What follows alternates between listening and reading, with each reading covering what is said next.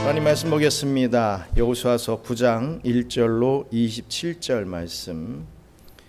여호수아서 9장 1절로 27절 말씀 중에 우리 3절로 6절 말씀만 우리 한 목소리로 봉독하겠습니다.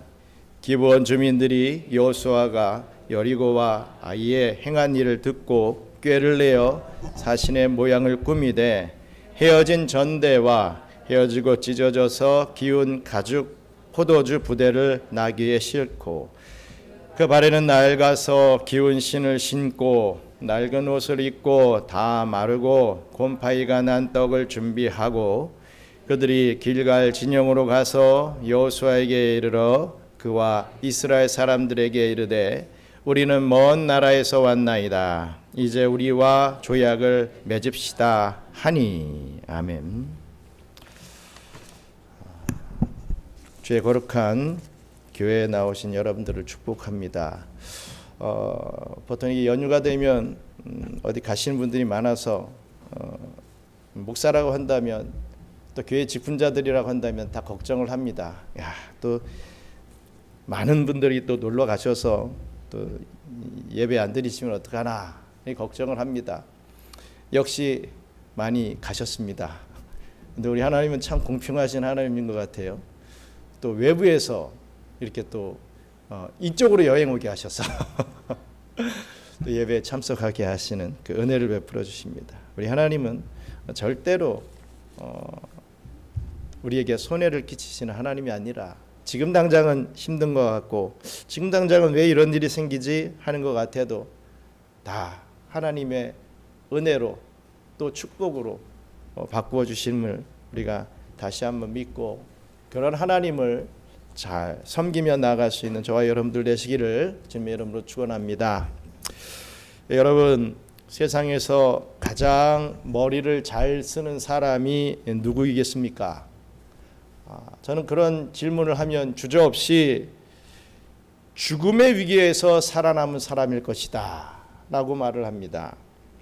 생존 본능, 이보다 더 강력하고 기민한 지혜는 없을 것입니다. 살아남기 위해서 내가 무언가 해야 된다라고 하는 그 절박함이 엄청난 지혜를 나타내게 해주지요. 위험에 처했을 때 어떻게든 살아남으려는 몸부림은 인간의 머리를 팽팽 돌아가게 만듭니다. 예를 들어 뉴스에서 가끔 보듯이 재난 상황이나 조난 사고에서 살아 돌아온 사람들의 이야기는 저와 여러분들의 마음에 깊은 울림을 줍니다. 극심한 추위 속에서 단지 주머니에 있던 작은 라이터 하나를 가지고 불을 피워 체온을 유지했다거나 며칠 동안 물 한 모금 없이 버틸 수 있었던 것은 그 도구 때문이 아니라 살고자 하는 마음 때문이었다라고 말하는 이들이 참 많습니다. 그 생존 의지가 온갖 기질을 발휘하게 만든다라는 사실이죠.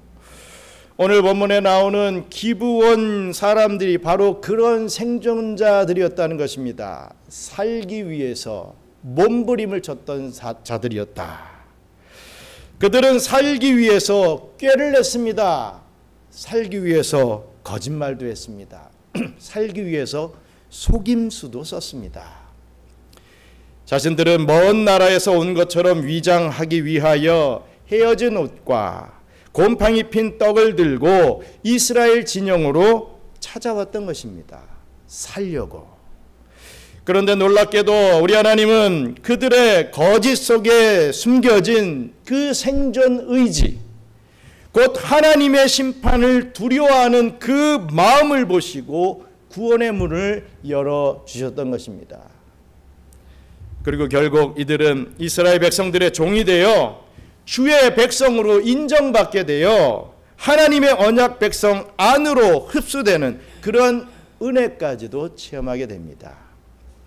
오늘은 이 역설적인 사건 속에서 우리는 인간의 속임수보다 더 크신 하나님의 구속 역사를 통해 함께 은혜 나누시는 저와 우리 경영의 성도님들 되시기를 주님의 이름으로 축원합니다.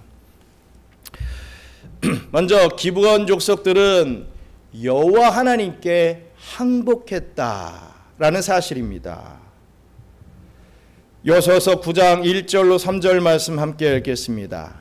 이 일 후에 요단 서쪽 산지와 평지와 레바논 앞 대해 연안에 있는 헷 사람과 아모리 사람과 가나안 사람과 브리스 사람과 히위 사람과 여부스 사람의 모든 왕들이 이 일을 듣고 모여서 일심으로 여호수아와 이스라엘에 맞서서 싸우려 하더라.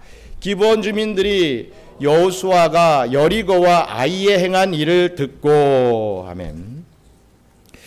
보시면 이스라엘 백성들이 요단강을 건너 여리고와 아이성을 차례로 무너뜨렸다라고 하는 그 뉴스, 그 소식을 들으면서 이 가나안 땅 전체는 극도의 긴장감에 휩싸이게 됩니다. 그들은 이스라엘에게 전멸당할 것을 두려워하게 되죠. 그 결과 가나안 지역에 살고 있는 모든 족속들이 우리 연합하자, 우리 힘을 모으자, 우리 함께 연합전선을 만들어서 항전하자, 이렇게 결의를 다졌던 것입니다. 그러나 이 연합군에서 한 공동체가 빠지게 됩니다. 바로 기브온 지역의 주민들이다라는 거죠. 그들은 가나안 7족속 중 하나인 히위 족속에 포함되어 있는 그러한 족속입니다. 하지만 항전을 포기하고 이렇듯 다른 길을 선택하게 되는 것입니다. 기브온 족속들이 들은 것이 있었습니다. 바로 이것이죠. 우리 여호수아 9장 24절 말씀 같이 읽겠습니다. 그들이 여호수아에게 대답하여 이르되 당신의 하나님 여호와께서 그의 종 모세에게 명령하사 이 땅을 다 당신들에게 주고 이 땅의 모든 주민을 당신들 앞에서 멸하라 하신 것이 당신의 종들에게 분명히 들리므로 당신들로 하여 말미암아 우리의 목숨을 잃을까 심히 두려워하여 이같이 하였나이다. 가나안 모든 족속을 너희가 믿는 하나님이 다 멸할 것이다 라고 하시는 그 소식을 듣고 믿었기 때문에 이러한 일을 할 수 있었던 것이지요. 그렇습니다. 이러한 것을 보았을 때 이들은 모세가 전했던 말씀도 이미 다 들었고 이로 인해 그들이 당할 진멸의 운명을 그들은 절대로 피할 수 없을 것이라 이렇게 판단했던 것입니다. 즉 기브온 사람들은 이스라엘의 승리가 단순한 군사적 능력 때문이 아니라 여호와 하나님의 명령과 권능 때문에 이렇게 된 것임을 알고 있었다는 거죠. 그들은 가나안 족속이 멸망할 운명임을 인정하고 그 심판을 피하기 위해 꾀를 내었던 것입니다. 살려고. 가까운 지역에 사는 가나안 사람들이 아닌 것처럼 위장을 하게 됩니다. 마치 멀리서 온 것처럼 헤어지고 찢어진 그리고 허름한 복장을 하고 심지어 곰팡이가 핀 음식을 준비해서 이스라엘 진영으로 그 사신들이 들어갔던 거지요. 기브온 족속들은 거짓말이라고 하는 수단을 사용했습니다. 이 거짓말 자체는 안 좋은 것이죠. 하면 안 됩니다. 하지만 영혼을 사랑하는 마음에서 영혼을 살리기 위해서 하는 거짓말, 우리가 어떤 도덕적으로만 거짓말을 하면 안 된다 이런 개념이 아니라 영혼을 살리고 영혼을 사랑하는 마음에서 우러나오는 그 지혜로운 말은 가능하다는 것을 오늘 보게 됩니다. 그렇습니다. 기드온 족속들은 거짓말이라는 수단을 사용했지만 그 동기에는 이렇듯 하나님의 심판에 대한 두려움과 생존에 대한 절박함이 깔려 있었던 것입니다. 그렇습니다. 기드온 사람들은 자신들을 가나안 땅이 아닌 아주 멀리서 온 족속처럼 소개를 했습니다. 우리는 이 근처에 사는 족속들이 아닙니다. 저 멀리서 왔는데 당신들과 평화의 조약을 맺기 원하면서 왔습니다. 이렇게 요청했던 것이죠. 우리 여호수아서 9장 6절 말씀 같이 읽겠습니다. 그들이 길갈 진영으로 가서 여호수아에게 이르러 그와 이스라엘 사람들에게 이르되 우리는 먼 나라에서 왔나이다. 이제 우리와 조약을 맺읍시다 하니. 아멘.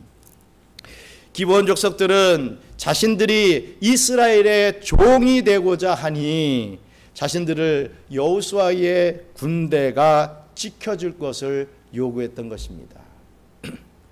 하나님은 가나안 땅 중심부의 7 족속들을 멸하라고 하셨지 멀리 원방의 다른 민족은 살려둘 수 있었기 때문에 이들 기브온 족속을 살려두고 종으로 우리가 쓰면 좋겠다라고 하는 그러한 생각에 여호수아는 그들의 요구를 승낙하고 조약을 흔쾌히 맺게 됩니다. 여호수아서 9장 15절 말씀 같이 읽습니다. 여호수아가 곧 그들과 화친하여 회중 족장들이 그들에게 맹세하였더라. 아멘. 여호수아가 곧 그들과 화친하여 그들을 살리리라는 조약을 맺고 회중 족장들이 그들에게 맹세했다. 이 족속은 죽이면 안 된다. 어떠한 손해도 끼치게 하지 말아라. 이게 했다는 것이죠. 이렇게 이스라엘은 이들의 헤어진 옷의 모습을 보고 속아 넘어갔고 결국에는 가장 중요한 것을 빠뜨리게 됩니다. 무엇이겠습니까? 우리 바로 전절인 14절이죠. 같이 읽겠습니다.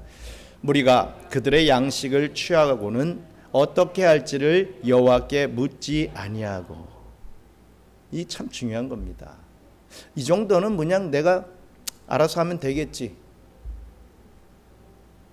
우리도 그러지 않습니까? 부모님이나 선생님이 야야 이거 좀 이렇게 해야지. 제가 알아서 할게요. 내가 알아서 하죠. 에이, 신경 쓰지 마세요. 내가 다 알아서 합니다.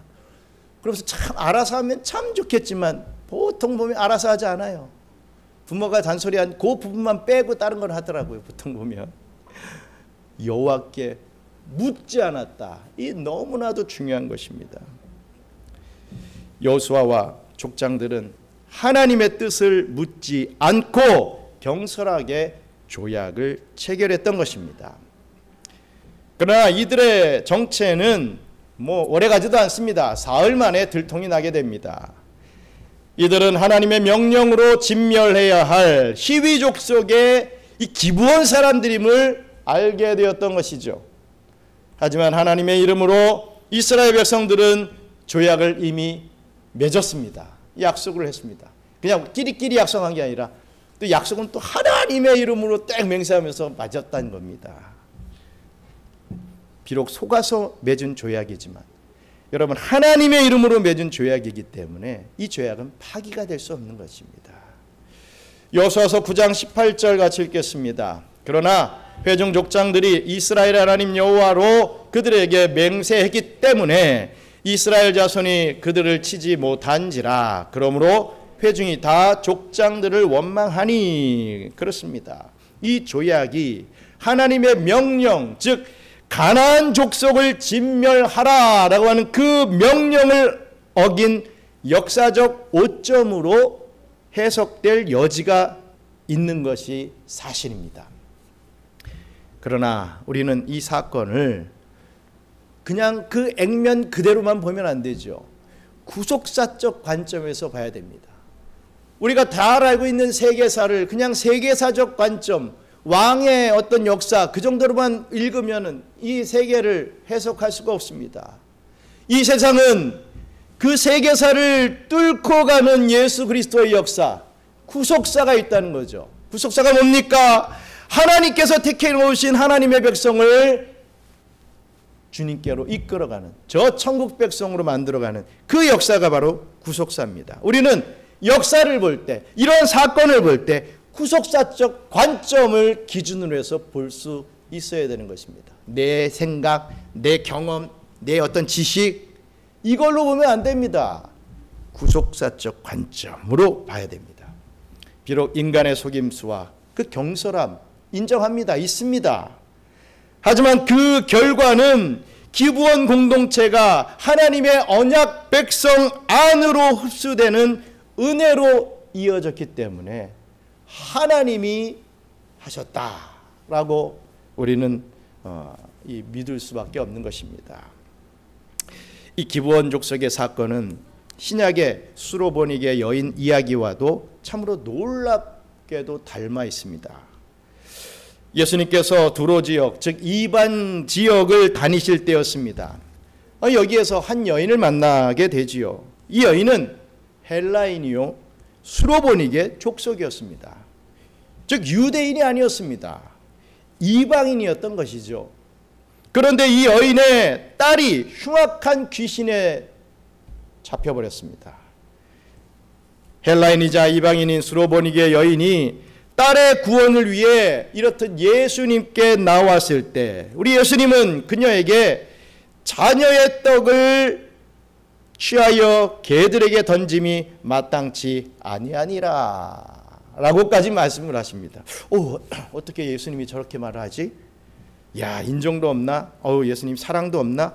뭐 이렇게 말할 수 있겠지만 그런 것이 아니죠. 정말 그 말에 자존심 상하고 모욕적이 될 수 있습니다. 에이 더럽고 치사해서 내가 그냥 갑니다. 다른 방법 찾아보죠. 이럴 수 있다 이거죠. 하지만 그렇게 되면 끝입니다. 아무런 역사도 없죠. 이 여인이 어떻게 얘기합니까? 이 여인은 물러서지 않고 대답합니다. 우리 마가복음 7장 28절 같이 읽겠습니다. 여자가 대답하여 이르되 주여 옳소이다마는 개들도 아이들이 먹던 부스러기를 먹나이다.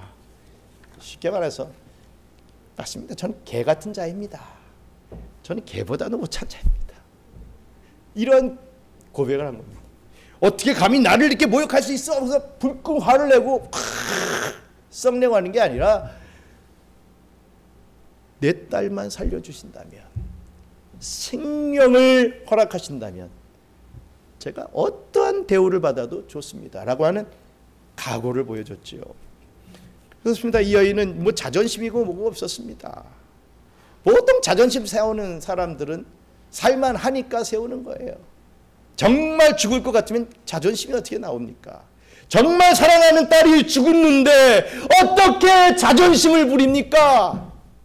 매달려야죠. 살려달라고 매달리는 게 당연한 거 아니겠습니까? 딸이 뭐 죽든 안 죽든 뭐 상관없지, 내 자존심 이거 상하면 안 되니까 이럴 수 있습니까? 아니야 이거지요. 자존심을 다 내려놨습니다. 이게 바로 자기 부인입니다. 자기를 버리는, 자신을 개 취급하든 뭐 벌레 취급하든 상관이 없었던 것입니다. 이 여인은 자신을 철저히 낮추고 예수 그리스도의 그 은혜의 부스러기라도 어떻게든 잡고자 하는 그런 절박한 믿음을 보였던 것입니다. 저와 여러분들한테 이런 믿음이 있습니까? 정말 신앙의 삶을 살면서 이런 절박함을 가지고 하나님 앞에 매달립니까? 맨날 소원에 기도를 응답해달라고는 하면서도 정말 이런 절박함을 가지고 기도합니까? 아니잖아요. 되면 좋고 아니면 말고 항상 이런 식이고, 안 되면 하나님이 나를 사랑하지 않나 보다 항상 그렇게 뒤숭이나 떨고 있고, 내가 뭘 했는지는 전혀 나타나지도 않는데 하나님의 마음은 전혀 헤아리지도 않으면서 깨달으려고 하지도 않으면서 항상 그러한 모습을 보여주는 게 저와 여러분들 아닙니까? 자신의 분신과도 같은 그 자신의 딸이 귀신에서 뜨여지기만 한다면 이 여인은 무슨 일이라도 할 수 있다라는 것입니다. 우리 예수님은 그러한 대답을 한 이 여인에게 이렇게 말씀하시죠. 마가복음 7장 29절로 30절 같이 읽겠습니다. 예수께서 이르시되 이 말을 하였으니 돌아가라, 귀신이 내 딸에게서 나갔느니라 하시매 여자가 집에 돌아와 본즉 아이가 침상에 누웠고 귀신이 나갔더라. 아멘. 바로 여러분 이런 자들이 구원을 받는 것입니다. 이방인임에도 불구하고 말입니다. 자신을 철저하게 낮추고 하나님의 은혜와 긍휼을 구하는 자가 구원을 받게 됩니다. 기브온 족속들도 마찬가지였습니다. 그들은 이 거짓말이라고 하는 수단까지 동원을 했지만 그것은 하나님의 심판을 피하고 구원을 얻기 위한 그들의 필사적인 몸부림이었다는 것입니다. 그들은 목숨을 잃을까 봐 두려워했고 결국 당신의 의향에 좋고 옳은 대로 우리에게 행하소서라고 완전한 순종을 고백하며 머리를 숙였습니다. 이처럼 하나님의 심판에 대한 두려움 그리고 그 구원의 은혜를 붙잡으려고 하는 그 절박함이 있을 때 우리 하나님은 그들의 신분과 아무런 상관없이 구원의 길을 열어주셨던 것이지요. 기브온 족속들은 결국 이스라엘의 종이 됩니다. 그래서 영광스럽게도 어디서 일하게 됩니까? 성막 제사를 드리는 데 쓰임받는 일꾼으로 사용이 됩니다. 세상에서 자기 먹고 잘 살고 하려고 하는 그랬던 사람이 주를 위해서 헌신하는 자의 자리에 나오게 되더라 이거죠. 우리 여호수아서 9장 27절 같이 읽겠습니다. 그날에 여호수아가 그들을 여호와께서 택하신 곳에서 회중을 위하여 여호와의 제단을 위하여 나무를 패며 물을 깃는 자들로 삼았더니 오늘까지 이르니라. 아멘. 여러분 한번 잘 보시기 바랍니다. 이 기브온은 죄인입니다. 이 기브온이 여호수아를 우린 예수로 깨달을 수가 있죠.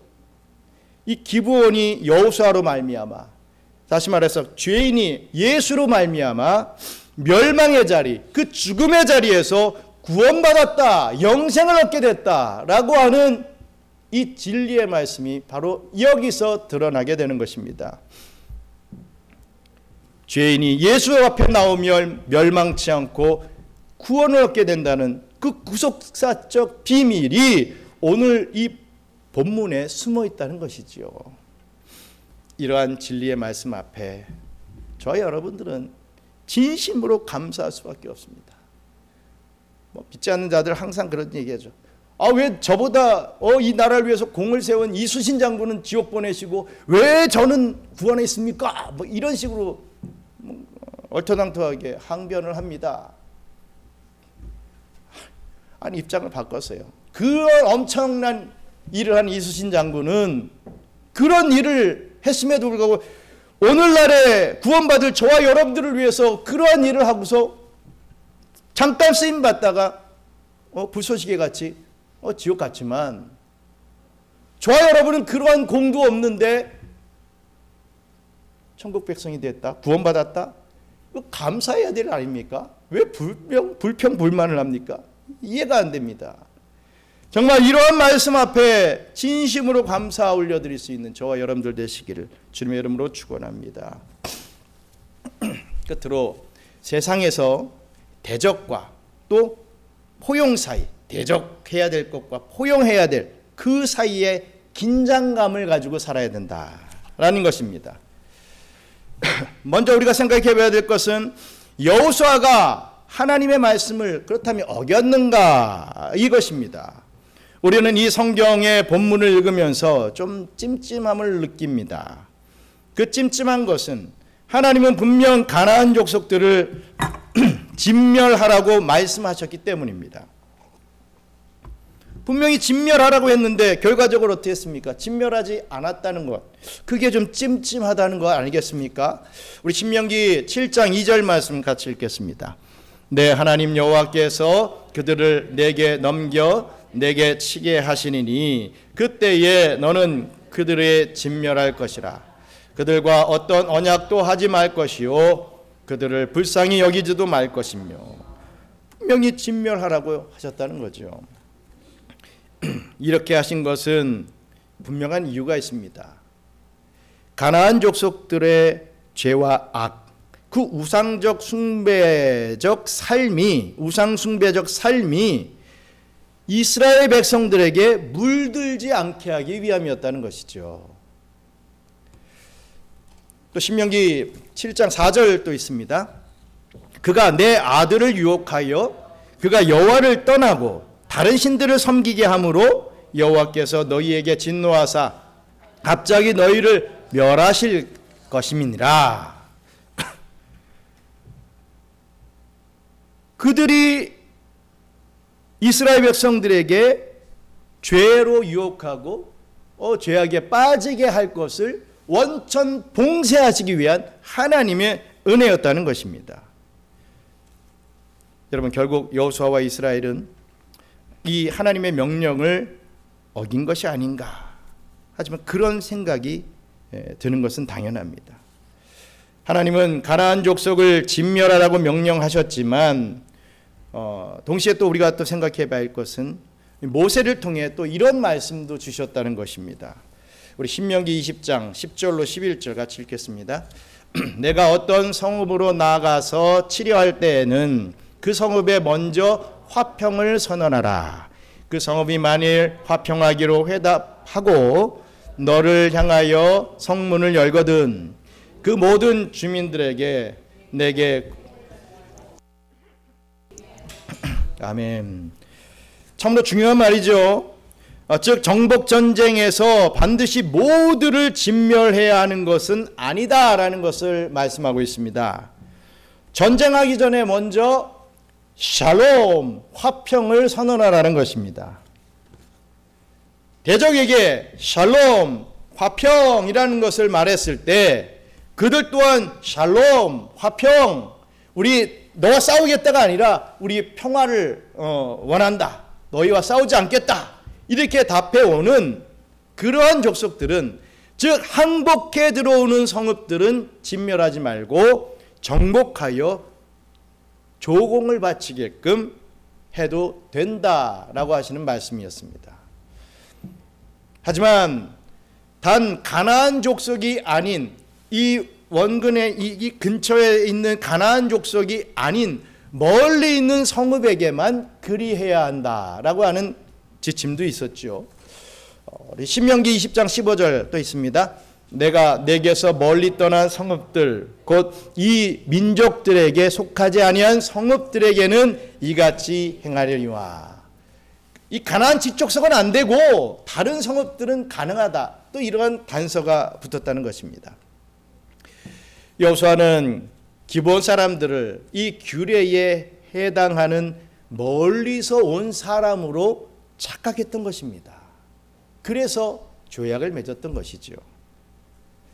하지만 중요한 것은 하나님은 모든 이방인을 무조건 진멸해야 할 대상으로 여기지 않으신다라고 하는 이 핵심입니다. 하나님께서 진멸하시고자 하신 것은 가나안 족속의 죄와 악입니다. 그들의 우상 숭배적 삶이 이 진멸 대상인 것이죠. 그들의 어떤 혈통 자체가 아니라는 것입니다. 가나안 족속이면 다 멸해야 된다, 이런 개념은 아니라는 사실을 오늘 말씀해 주고 있습니다. 여러분, 구원의 문은 이미 구약 시대에도 이 타국인, 즉 이방인들에게 열려 있었다는 것이죠. 특히 출애굽할 때 이방인들도 함께 했다는 것을 잘 말씀해 주고 있습니다. 출애굽기 12장 48절 같이 읽겠습니다.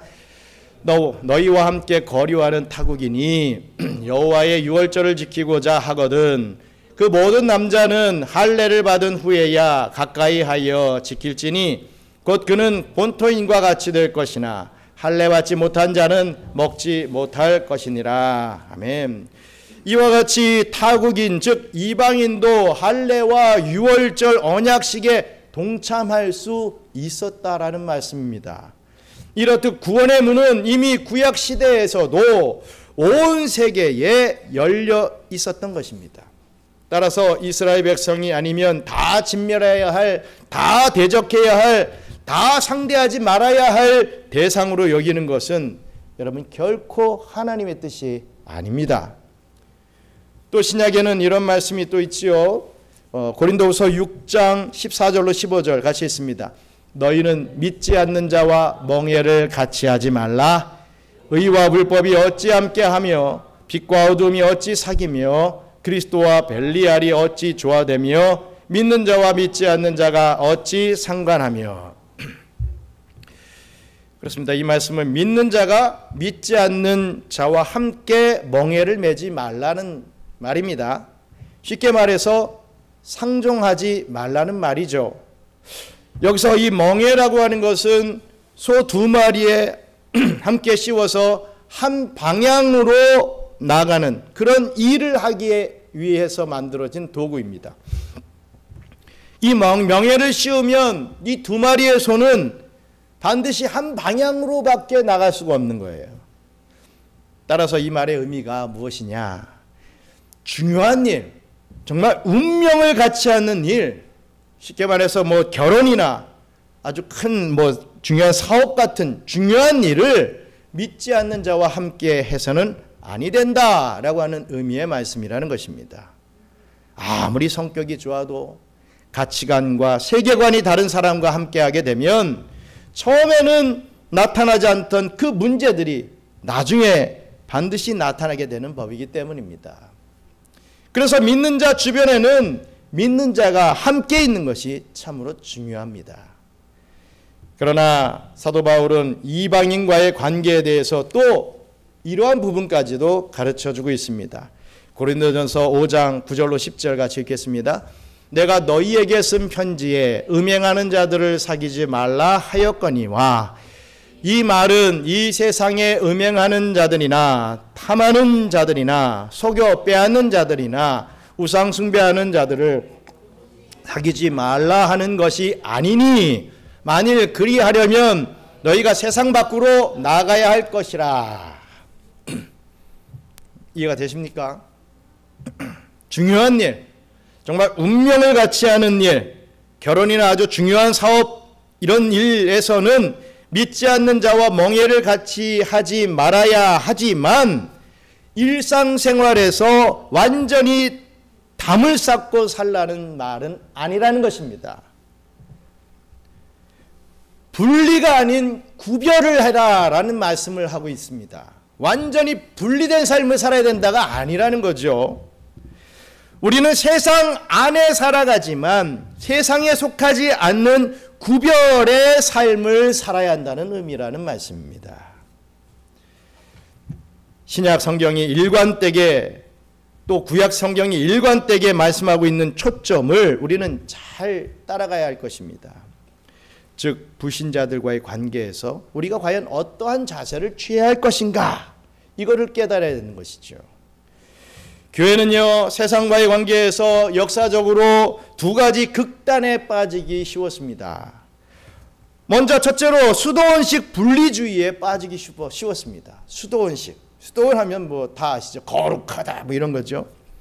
이것은 거룩함을 추구한다는 명목으로 세상을 적으로 여기고 세상 문화와 인간관계를 모두 적대시하는 그런 태도가 수도원식 태도입니다. 이들은 지금 오늘 본문에 보시면 기브온, 즉 이 죄인을 용납한 여호수아, 이를 향해서 울분을 토할 그런 사람들이라는 것입니다. 어찌 저러한 불신자와 함께 할 수 있느냐, 저 사람을 어떻게 화평조약을 맺고 할 수가 있느냐, 성을 낼 사람들이라는 거죠. 이러한 사람들은 사람 없는 정죄에 빠지기 쉽습니다. 또 사역을 하다 보면 교회 내에서도 그런 분들이 있어요. 어찌 저런 죄인이 우리 교회에 온단 말입니까? 이런 사람들이 있어요. 청정 보면요. 아니, 교회가 죄인이 오는 곳이지 의인이 모인 자리입니까? 정말 홀로 의인이라면 혼자 살면 되죠. 교회 왜 나옵니까? 우리가 죄인이기 때문에 나오는 거 아닙니까? 그 어떤 죄인이라 할지라도 우리 주님께서 정죄하지 아니하시면 우리가 정죄할 수가 없는 겁니다. 또 교회는 세속주의에 빠지기 쉬웠습니다. 양극단이죠. 세상의 방법과 가치관을 아무렇지 않게 받아들이며 불신자와 조금도 다를 바 없이 살아가는 그런 태도입니다. 뭐 좋은 게 다 좋은 거 아니야? 뭐 이런 겁니다. 이들은 기도원 뭐 받아주면 뭐 어때? 좋은 게 다 좋은 거지? 이러면서 신앙의 본질을 놓치는 사람들이라는 거죠. 이들은 분별력 없는 호용에 빠지기 쉽다는 겁니다. 다 타협하고 다 좋고 좋은 게 좋고 다 교회 안에서 모든 걸 다 받아들이는, 뭐 금송아지를 섬겨도 좋고 뭐 해도 좋고 다 이런 식이 되어버리는 것입니다. 그렇습니다. 우리가 경계해야 할 것은 바로 이 두 극단입니다. 이 교회가요 지나치게 정죄만 하면요 세상에서 미움을 받습니다. 또 교회가 지나치게 세속화되면요 세상으로부터 조롱을 받습니다. 10여 년 전쯤에 일본 대지진이 일어났죠. 그때 한국의 어느 대형 교회 목사님이 일본이 회개하지 않았기 때문에 저렇게 심판을 받은 것이라면서 이 강단에서 설교를 했습니다. 그게 이슈가 되어서 뉴스에 막 나온 적이 있지요. 물론 그 교회 안에서 설교한 것 가지고 뭐 그렇게까지 사회적 이슈를 만드느냐, 뭐 몰아가는 거 아니냐, 뭐 이렇게 여기는 것도 문제이지만 그 말을 듣는 일본인들은 과연 어떻게 생각하게 될 것 같습니까? 우리 이것도 생각할 수 있어야 되는 것이죠. 지금 당장 가족을 잃었습니다. 그동안 평생 일궈온 모든 재산을 다 탕진해 버렸습니다. 그런 망연자실한 사람들에게 회개하지 않았기 때문에 하나님이 심판하신 것이다, 쌤통이다 이렇게 말하면 그들의 머릿속에 하나님은 도대체 어떤 하나님으로 떠올리게 되겠습니까? 사랑의 하나님이 아니라 저주하시는 하나님, 뭐 이런 식으로만 생각할 거 아니겠습니까? 이 세상의 사람들과 정말 세상 사람들이 듣기엔 정말 섬뜩한 말들을 이 기독교인들의 입에서 너무나 쉽게 나오는 그런 부분들은 참으로 문제다라고 생각을 합니다. 우리가 오직 심판과 천국만을 외치며 정죄만 하고 있다면 그것은 결코 바른 신앙의 모습이 아닙니다. 이 세상의 사람들과 함께 아파하고 눈물을 흘려주는 이러한 기독교인이 되어야 할 것입니다. 평소에는 사랑, 평안 뭐 이러는데 정작 자신의 이익의 문제 앞에서는 누구보다도 이기적이 되어버리는 그런 것은 정말 진정한 기독교인이라 할 수 없을 것입니다. 또한 반대로 기독교인들이 뭐 좋은 게 좋은가라면서 세상의 방법을 아무렇지도 않게 취하고 그냥 살아갈 때, 세상 사람들과 똑같이 살아갈 때 세상은요 기독교와 기독교인들을, 쉽게 말해서 교회 다니는 사람들을 비웃습니다. 이렇듯 두 극단에 빠지게 될 때 기독교는 세상에서 조롱을 받게 되는 것입니다. 그래서 우리는 대적과 이 포용이라는 두 개념 사이에서 철저한 균형감을 가지고 긴장을 유지하며 살아가야 되는 것입니다. 참 중요한 말입니다. 철저한 균형감을 가지고 긴장을 유지하며 살아가야 된다. 사랑하는 성도 여러분, 기브온 사람들과 언약을 맺은 이스라엘의 모습은 우리에게 우리가 어떻게 세상과 함께 살아가야 하는지를 잘 가르쳐주고 있습니다. 여러분, 우리의 적은 세상 권세 잡은 사탄과 마귀이지, 이 어둠의 세력이지 결코 세상 사람들이 아닌 것입니다. 그래서 바울은 이렇게 권면하지요. 에베소서 6장 12절 함께 읽습니다. 우리의 씨름은 혈과 육을 상대하는 것이 아니요 통치자들과 권세들과 이 어둠의 세상 주관자들과 하늘에 있는 악의 영들을 상대함이라. 아멘. 우리는 죄를 용납하지 말아야 합니다. 하지만 죄인들을 품어주고 회개할 수 있는 길로 사랑으로 인도해 줘야 합니다. 분명히 기억하시기 바랍니다. 우리는 결코 분리의 삶을 살지 않습니다. 세상과 분리된 삶이 아닙니다. 우리는 세상과 구별된 삶을 살아가는 것입니다. 세상 안에 살아가지만 세상에 속하지 않는 삶을 살아야 한다는 것이죠. 여러분, 우리 주님이 분명히 말씀하셨죠. 세상의 소금과 빛이 되라 라고 저희들을 불러주셨습니다. 절대로 성경 말씀에 교회의 소금과 빛이 되라 이렇게 얘기하지 않았습니다.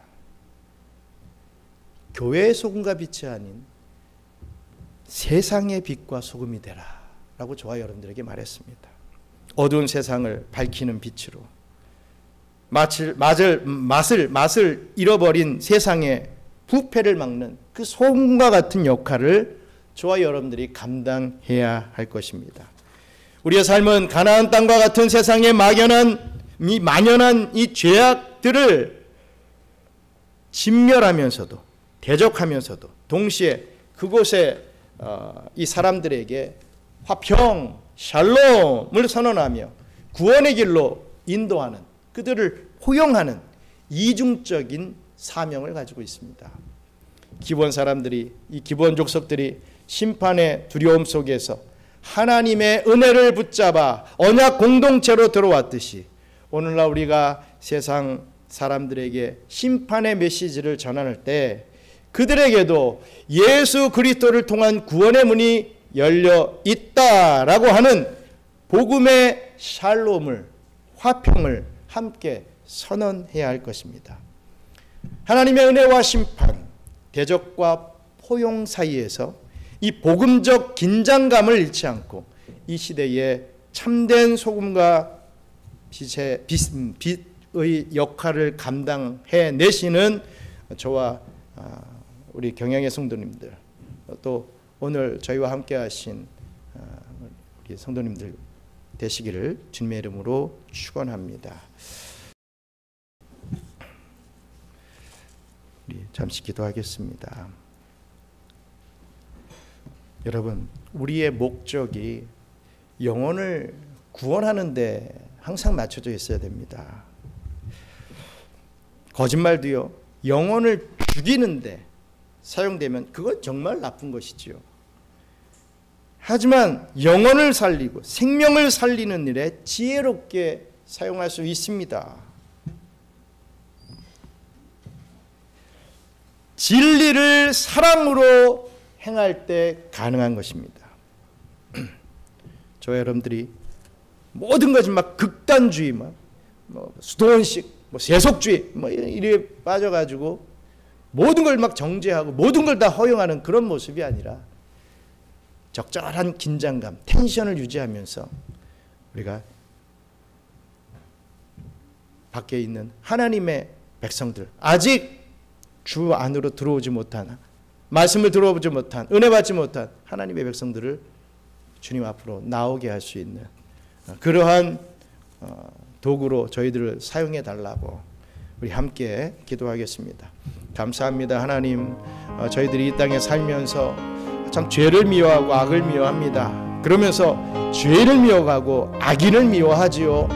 하지만 우리 주님께서 분명히 말씀하시기를 죄와 악은 미워하되 그 사람을 미워하지 말라고 하였습니다. 아버지 하나님, 정말 그 영혼을, 한 영혼을 구원하는 일에 우리가 정말 지혜롭게 해야 되는 걸 다시 한번 깨닫게 해주시고, 아버지 하나님, 그 한 영혼이 천하보다 귀함을 다시 한번 깨닫고 정말 이 대적과 포용을 정말 균형감을 가지고 잘 지혜롭게 하며 우리 많은 영혼들을 구원해내는 데에 저희들 사용될 수 있게 도와주시옵소서. 아버지, 그리야 할 때 우리 하나님께서 하나님의 백성들을 주의 백성의 자리로 나오게 하시고 우리와 함께 주님을 예배할 수 있는 거룩한 백성으로 삼아주실 줄 믿습니다. 은혜 더해 주시고 또한 그에 합당한 상급을 받아 누릴 수 있도록 축복해 주시옵소서. 감사합니다. 하나님, 우리가 참으로 이 영혼을 살리는 일에, 이 생명을 살리는 일에 참으로 하나님의 지혜가 필요할 줄 믿습니다. 아버지 하나님, 바리새주의적인 정말 율법주의적인 그런 신앙으로 살지 않게 해주시옵소서. 또 너무 허랑방탕한 정말 자유스럽고 분방한 그러한 크리스찬이 되지 않게 도와주시옵소서. 영혼을 살리는 일에 지혜롭게 대처할 수 있는 저희들 되게 해주셔서 저희로 인하여서 구원받아야 될 자들이 구원받지 못하게 되는 그러한 도구가 저희가 되지 않고 저희를 통해서 구원받아야 할 자들이 구원받게 되는 그러한 거룩한 도구가 될 수 있도록 은혜 베풀어 주시옵소서. 이제는 우리 구주 예수 그리스도의 은혜와 그 놀라우신 창조주 하나님의 사랑과 보혜사 성령님의 교통 감화 위로 충만하심이 하나님의 은혜와 심판, 이 대적과 포용 사이에서 이 복음적 긴장감을 잃지 않고 이 시대의 참된 소금과 빛의 역할을 감당하기를 소원하는 우리 경양선교교회 모든 성도들 머리머리 위에 이제부터 영원토록 함께 있을지어다. 아멘.